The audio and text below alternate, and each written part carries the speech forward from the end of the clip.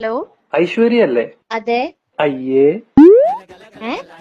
ഈ സംസാരിക്കുന്നത് ഐശ്വര്യ അല്ലേ? അതെ. അയ്യയ്യേ, എന്തേ? സത്യം പറ, ഐശ്വര്യാണോ? അല്ല. അയ്യയ്യേ, എന്താണിത്? എനിക്ക് ഐശ്വര്യ അടുത്തൊരു കാര്യം പറയാനുണ്ട്.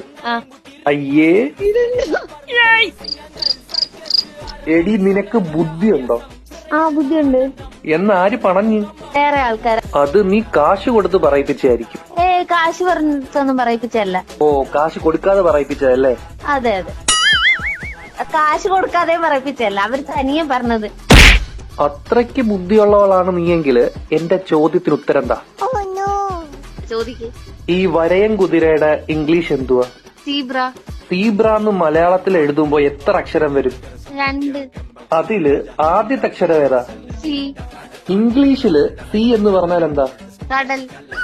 അങ്ങനെയാണെങ്കില് സീബ്ര എന്ന് പറയുന്നത് കടൽ കുതിരയല്ലേ? അത് ശരിയാണല്ലോ, എന്താ അങ്ങനെ? തീർന്നില്ല. ഈ വരയുടെ ഇംഗ്ലീഷ് എന്തുവാ? ലൈൻ. അപ്പോ ഈ വരയൻ കുതിരയുടെ ഇംഗ്ലീഷ് ലൈൻ ഹോഴ്സ് എന്ന് വരേണ്ടതല്ലേ? അതെ. പിന്നെ ഇതെങ്ങനെ സംഭവിച്ചു? അതായത് സീബ്രയുടെ മലയാളം കടൽ കുതിര. കറക്റ്റ്. പിന്നെ എങ്ങനെ അത് വരയൻ കുതിരയായി? അതിങ്ങനെ ഓരോരുത്തർ കണ്ടുപിടിച്ചപ്പോ മാറിപ്പോയത്.